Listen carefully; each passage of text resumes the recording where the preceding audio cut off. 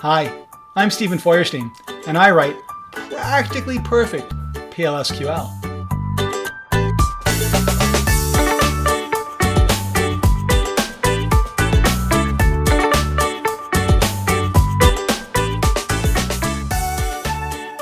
Hello everyone, it's Stephen Feuerstein, your friendly neighborhood software therapist, here with another session of coding therapy for software professionals.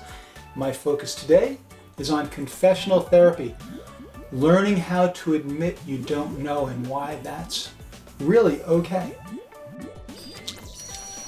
So what I have found in my own experience and with other developers around me is that software developers have a real reluctance to admit when they don't know something. So what's the problem with that? Well, if you're in the context of writing software and you need to build out a part of an application and you're using PL/SQL, SQL, whatever technologies they are, when you don't know something, when there's an area of ignorance and you don't resolve that ignorance, then you're just injecting bugs left and right into your code all over the place because, well, you don't even know it. You're dealing from a point of ignorance. And it's really important to work in a culture, to be a part of a team in which the culture readily accepts the fact that people don't know things and encourages them to admit it and basically moves them forward, helps them resolve that ignorance. And hopefully you work on a team like that. And I think one of the points here is that in terms of developing a culture that says it's okay to say I don't know, is that the team leads, the development managers, the senior people on the team really need to take the lead.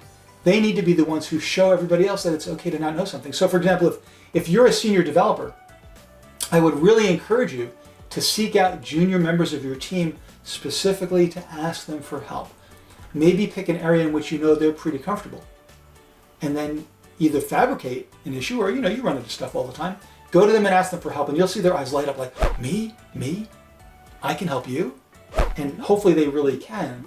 And then you've not only boosted their feeling, in terms of how they can contribute on the team, but you've sent the message really clearly to them that it's okay to tell somebody that you don't know to ask for help. That one dynamic, if you can get that one dynamic actively and deeply involved, integrated into your team culture, that will get rid of all sorts of problems in the way your team develops and works together and the software that they produce. Now, then you get to the issue of the psychological resistance to asking for help and also who to ask for help.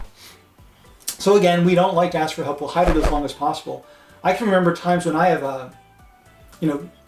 I've got a big brain about PL/SQL. I'm not supposed to need help from anybody on PL/SQL, so I'll be working on a problem and trying to sort it out and just not getting there. And finally I'll say, fine, I've got to call Leonid and ask him for help, and I'll be punching the number on the phone, and Leonid is just picking up the phone to say hi, and suddenly the answer will burst into my head. Has it ever happened to you? The compulsion to not admit ignorance is so strong that your brain will suddenly come up with the answer that's been eluding you because you're about to actually ask somebody for help. I've had this happen with emails too. And this is a matter of externalizing the problem. So part of the issue with not admitting ignorance is keeping everything inside your head. And in general, not asking for help. So if we keep it all inside our head, then we are only able to look at that problem from one perspective. As soon as you externalize it, even if nobody else is looking at it, you're able to look at it in a different way. So one tip around asking for help, and even if you don't really want to admit you need it, is write an email to a friend of yours to ask for help. And it's probably happened to you. I can remember it happened to me several times where I've written a fairly long, detailed email explaining to my coworker, here's the experience I'm having, it's not working, can you help me? And by the time I'm finished writing the email, I realize what the answer is. I've solved it myself because I was able to look at it from a different perspective. And then there's a question of who should you ask for help? It almost doesn't matter. I mean, obviously, if you've got some deep, hard problem that you're trying to resolve, like how do I build this new algorithm? You need to go to people with some expertise.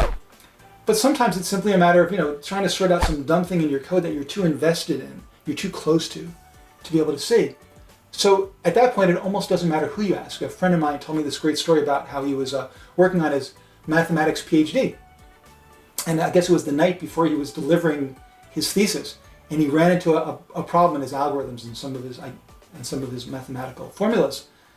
And he was really stuck. It was at night. It wasn't like he could call, I guess, his professor or whatever. So he asked his grandmother to sit down at the kitchen table so he could talk to her about the problem that he was having. She didn't know what he was talking about. She didn't have a background in mathematics. But just sitting there and talking to her, externalizing the problem, allowed him to sort through how to fix it. So you've probably run into that dynamic. If not, try it out. It doesn't really matter who you ask for help for at least a certain class of problems. Just externalizing it, getting it out of your head, gives you a chance to look at it differently. And boom, there's the solution.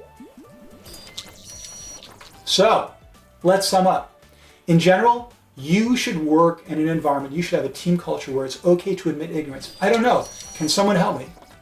Second of all, if you're the team lead, the team manager, a senior developer, you should be the one who is proactively reaching out to those junior members, admitting your ignorance, asking for their help, pulling them along, boosting the entire team up, making the entire development effort stronger.